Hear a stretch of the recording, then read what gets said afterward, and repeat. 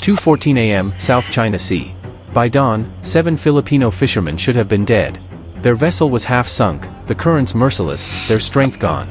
For hours they had fought the sea with buckets and bare hands, only to see water rise faster than they could throw it out. In reports later filed, one line stood out: survival unlikely without intervention. And yet, against all odds, intervention came. But the rescue was not simple. The men were exhausted, terrified, and strangely defiant. Some clung to their boat as if it were their home, refusing to leave even as it sank beneath them. Others panicked, thrashing against the very rescuers trying to save them. It was a fight against the sea, but also against human fear. What happened that night would test the patience, strength, and discipline of the U.S. Coast Guard crew that stumbled upon them. Hours earlier, the fishing boat was never meant to be at sea that night. Warnings had gone out from coastal authorities: rough currents, unstable weather, avoid open waters. Most villages listened. But for 7 men from La Union province, the temptation of a tuna run was too strong. They pushed out anyway in their rusted steel-hulled banca, ignoring the crackle of the radio advising caution. "We can be back before sunrise," their captain insisted. His name was Manolo, 60 years old, with salt permanently etched into the lines of his skin. The first hours went smoothly.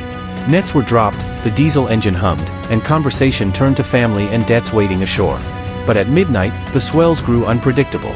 At 12:47 a.m., a shudder ran through the hull as a hidden crack widened along the port side. Water poured in. At first, they laughed it off: every boat takes on water. But when the bilge pumps failed and the deck grew slick, laughter died. By 1:30, their GPS blinked out. The sea was now blind, endless, and directionless. The men bailed furiously with plastic buckets, but exhaustion clawed at them. One of the younger crew, Jericho, only 19, cried that they should pray.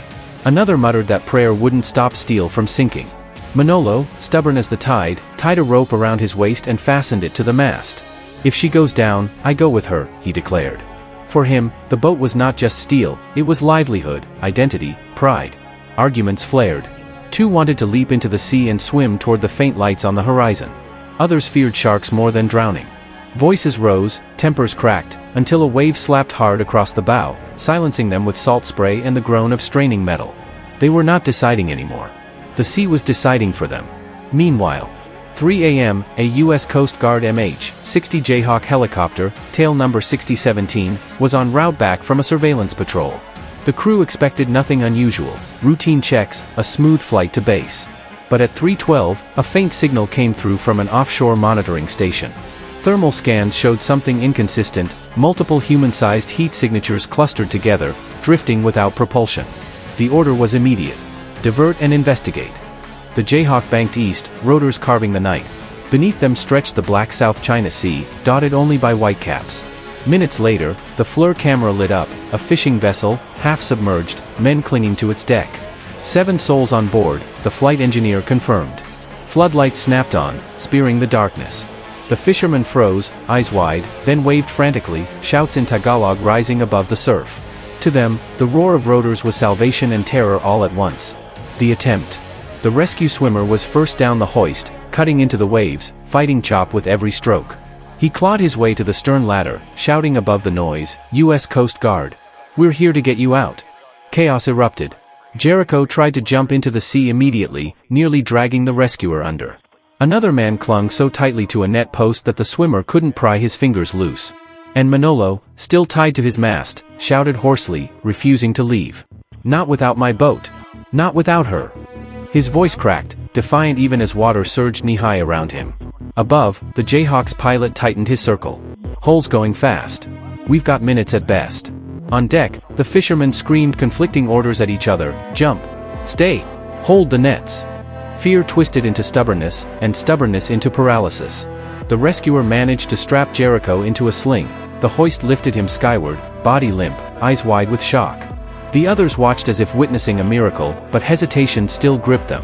As the helicopter circled, the Coast Guard cutter Midget dispatched a 45-foot response boat, engines howling as it tore across waves toward the scene. Reinforcements were coming, but whether they would arrive in time was far from certain. 3:38 a.m. The banka groaned, bow dipping lower. The sea hissed through seams like a predator claiming its prize. The Coast Guard swimmer braced himself, staring at the faces of 6 men caught between life and death. Some were ready to jump. One was ready to fight. And one, Manolo, still believed drowning with his boat was better than leaving it behind. For the U.S. Coast Guard, saving lives meant more than lifting bodies. Tonight, it meant breaking through fear itself. 3:42 a.m., South China Sea. The fishing vessel was breaking apart. Waves slammed against its battered hull, ripping planks free, every impact louder than the last. The Coast Guard swimmer clung to the stern, shouting orders, his voice drowned by both the storm and the chaos of terrified men. One had been hoisted into the Jayhawk, dangling high above, but 6 remained, and they were not cooperating. The helicopter circled low, rotor wash spraying foam across the water. "We're losing her," the pilot warned, watching the boat dip by the bow. "Another swell and she's under." The swimmer secured a second man into the sling, strapping it tight. The fisherman fought him the entire way, screaming in Tagalog, kicking wildly as if the rescuer were an attacker. "He thinks you're dragging him away from the boat," the flight engineer relayed through comms, reading the body language. "Just hold him, lift." The hoist whined, and the man rose into the night, thrashing until exhaustion finally stilled him. Above, the crew pulled him into the cabin, one of them muttering, "They're fighting us harder than the sea." On the deck below, the situation was worsening. The boat listed sharply, seawater pouring through the cracks. Nets slid overboard, dragging equipment and nearly taking 2 fishermen with them. Manolo, still tied to the mast, screamed through salt and smoke, "I will not leave her. She is mine." His voice cracked, half a plea, half a curse. The swimmer climbed onto the deck itself, boots slamming wet steel, and grabbed him by the shoulders. "You'll die with it," he shouted in English, pointing toward the waves now lapping at their knees. But the old man shoved him back, clutching the mast like a drowning man clings to air. For a moment, it seemed hopeless. Then, from the horizon, the Coast Guard's 45-foot response boat surged into view. Its twin diesel screamed, throwing white spray high into the night. On its bow stood 2 more rescue swimmers, already pulling on helmets, ready to leap in. The Jayhawk's crew cheered as the cutter's voice crackled over radio, "Response boat on station. We're moving in." The timing was desperate. As the boat drew alongside, 3 fishermen panicked and tried to jump into the sea themselves, flailing toward the lights of the response craft. The swimmers dove immediately, dragging them up before the current swept them under. Each man screamed, choking on seawater, but strong arms pulled them over the gunwales of the Coast Guard vessel. Only 2 remained on the sinking banca, Manolo and one younger cousin, frozen with terror, refusing to move. 3:58 a.m., the endgame.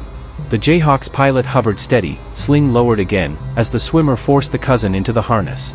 The boy sobbed, shaking, pointing toward Manolo still lashed to his mast. The rescuer gave him one last push upward, watching as he rose skyward like a ghost pulled from hell. Now only Manolo remained. The old man stared at the rescuer, eyes burning with defiance. "If she goes, I go," he shouted, seawater foaming at his waist. "This boat fed my children. It is my blood." The swimmer ripped a knife from his harness and, with one clean motion, cut the rope binding him. "Your boat is gone," he said coldly. "But you are not." Manolo fought him, fists pounding weakly against body armor, curses lost in the roar of the helicopter. But the rescuer locked him into the sling by sheer force, signaling upward with a violent wave of his arm. The hoist lifted, and the old man's screams vanished into the wash of blades. The rescuer was the last to leave, jumping free as the response boat surged beneath him. Arms pulled him aboard just as the fishing vessel groaned one final time and slipped beneath the black waves, swallowed whole. For 11 a.m. safe. On board the Jayhawk and the response boat, the 7 fishermen lay sprawled, soaked, coughing, some crying silently. Medics cut away soaked clothing, wrapped blankets, and checked pulses. Every man was alive. Some had cuts, one a fractured leg, another mild hypothermia, but alive nonetheless. Manolo sat apart, head in his hands, rocking slowly. His boat was gone. Everything he had built, sunk in less than 3 hours. Yet beside him sat Jericho, the youngest, still trembling but alive. Slowly, Manolo reached out and gripped his hand. Neither spoke, but the meaning was clear, life had been saved, even if pride had not. 5:02 a.m., Coast Guard debrief. The Jayhawk touched down at base, engines whirring down to silence. Inside the hangar, the crew filed their report, 7 lives saved, 1 vessel lost. It read like numbers, but everyone knew it had been more than that. The hardest fight that night hadn't been against the waves. It had been against fear, stubbornness, and the will of men too proud to let go. For the Coast Guard, rescues are never just physical. They are battles for the human spirit. And that night in the South China Sea, those battles were won.